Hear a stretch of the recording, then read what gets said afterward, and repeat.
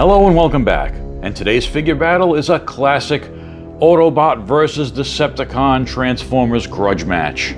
In this corner we have Autobot Point Blank from the Transformers Legacy Collection, and in this corner we have Decepticon Needle Nose, part of the Legacy Evolution Collection. Both of these characters are members of a subgroup called the Targetmasters. The Targetmasters made their debut in 1987. At this point in the Transformers history, they had moved past simply adapting the original Takara Diaclone and Microman molds, and Hasbro and Takara started working together to create new molds. In this post-Transformers the movie world, the word of the day was gimmicks, with a new gimmick being introduced every year until the end of the line. This included Headmasters, Power Masters, Micromasters, Pretenders, and Targetmasters. The idea behind the Targetmasters was that larger Transformer robots were binary bonded with smaller robots who became their weapons. Point Blank made his first appearance in 1987 as part of the first wave of Autobot Targetmasters, while Needle Nose debuted in 1988. A defining trait of that second group of Targetmasters was that they came with two different smaller robots, which could be used as weapons separately or combined. We get a look at the toys on the back of the packages, and we can see Point Blank's Targetmaster here, and Needle Nose's two Targetmasters here, in a gimmick that Hasbro is now calling Evo Fusion. And both figures have the QR codes that will take you to their virtual tech specs. Point Blank's is on the back of the package here, while Needle Nose's QR code moves to the front of the box. Here is Point Blank, looking very much like his original G1 toy with updated articulation. He's got a very G2-like color scheme with the red and the teal aquamarine, whatever you want to call it. Also a nice dark blue translucent chest windscreen. For articulation, he's got 360 in the neck and 360 in the waist. His shoulders can go up about that much and also rotate 360. Elbows can only go up about that much, but he also has a 360 swivel in the elbow. He's got a full range in the hips, back and forth, and out. Full range in the knee, and he can pivot his feet. Just playing with the articulation, this is a very solid figure. There's no loose joints. He does feel really good as far as the quality of the plastic. Not as cheap as I've gotten with some of the more recent Transformers. I'm not sure if that's a difference in the factory where these are manufactured. I know Hasbro is manufacturing in different parts of Asia right now, but this I would say is a pretty good figure. For those concerned about so-called hollow limb syndrome, the only real hollow parts he has are the back of the legs here, but that is necessary for his transformation as his legs fold up while he is in car mode. Other than that, he is a pretty good looking figure. The only addition I would have liked is an Autobot symbol that's visible in robot mode. The only Autobot symbol he has is on his vehicle mode, on his hood, and that splits in two when he's in robot mode. So maybe an Autobot symbol on his chest would have been nice, but when he transformed into car mode, it would have been facing the wrong direction, so maybe that's why they left it off. His Targetmaster partner is Peacemaker, and Peacemaker is constructed pretty much just like the original Generation 1 Targetmasters. There's no articulation in the limbs. He simply folds his body in half, and the barrel of the gun folds out, and that's it. And Peacemaker can easily fit in Point Blank's hand. Point Blank transforms into a very sleek, nice-looking Cybertronian race car. This was a very nice transformation sequence. Everything fits together and clips together nicely. Everything is tight. It's one of the best transformations I've seen in a Transformer in quite a while. I've been disappointed in some of their more recent releases, but this one is good. His Targetmaster clips tightly on top of his spoiler.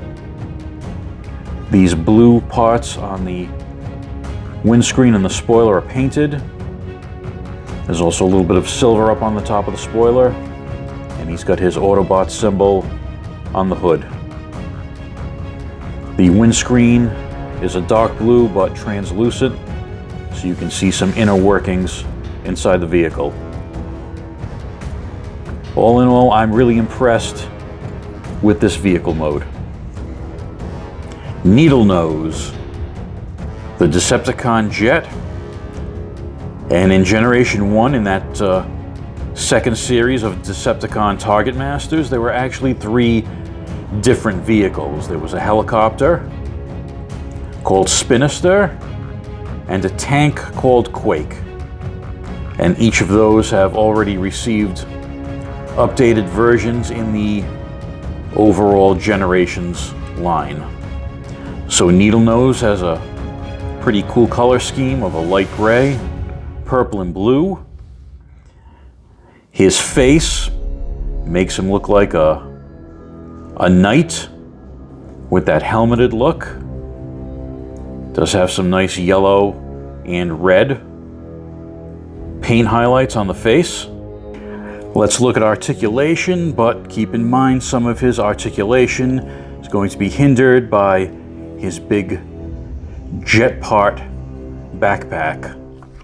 So he can turn his head. His shoulders can go 360. He does have a bicep swivel, and his elbows can bend all the way up. He does have waist articulation, but it's barely usable because of the backpack. Hips can go all the way out, all the way forward, and again, not all the way back. He does have a full range in the knees, and he can move his feet. And he does have 360 wrists as well. And unlike his Autobot counterpart in this video, he does have his faction symbol prominently displayed right there on his chest. Needle Nose's twin Targetmaster partners are Sunbeam and Zigzag. And these are also constructed just like the original G1 toys. The second series Targetmasters did not have any articulation in the bodies. They were a solid piece. Just the barrels of the guns could flip forward like so. But since there were 2 of them, they did have the ability to peg together and become one super weapon. And there are ports on each, so you can configure them in different ways. One of the nice things about Needle Nose is that you can display his weapons in different configurations. So he can hold both of them in his hands, or peg them to his forearms, or even up on his shoulders. And if you're so inclined, there is a peg hole on his jet exhaust port which sits above his head, so you can attach one of his weapons to shoot over his head. As far as hollow limbs, just like Point Blank, it's going to be the back of the legs, where they fold in for transformation. He's also got a little hollow space in his forearms and on his inner thighs, but nothing really obvious when you're displaying him in robot mode. Needle Nose in his jet form. And just like Point Blank, everything fits together really well in this transformation. And there are enough differences in this jet transformation compared to other Decepticon jets to keep it interesting. The jet form is very triangular, and on the bottom you can see all the robot parts fit together as sort of a box, but there's not any apparent arms, legs, or head sticking out. Everything kind of compresses nicely back there. And you have his 2 Targetmasters that clip under each wing. He's got paint on the wings, which looks really nice, the blue and silver with the purple Decepticon symbols that sort of emulate the stickers on the original G1 toy, and he's got that red canopy. This is another alt mode that I am very happy with. Here are the 2 side by side. Both are similar in length, but of course, as a jet, Needle Nose is a bit wider than Point Blank. And now it's time to declare the winner, and this is going to be a tough one because I really don't have anything bad to say about either of these.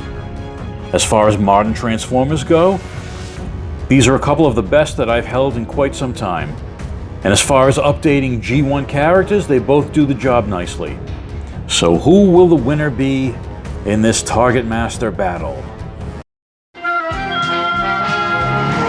The Transformers will return after these messages. We now return to the Transformers. When it comes to Transformers, I've always preferred jets over cars. And I think a lot of Transformers collectors share that same sentiment, which is why we see the Seekers like Starscream, Skywarp, and Thundercracker get released in every single Transformer series. So even though these are both very nice figures, I'm giving the win to Needle Nose. Do you agree? Let me know in the comments below. Thanks for watching, and I'll see you in the next video.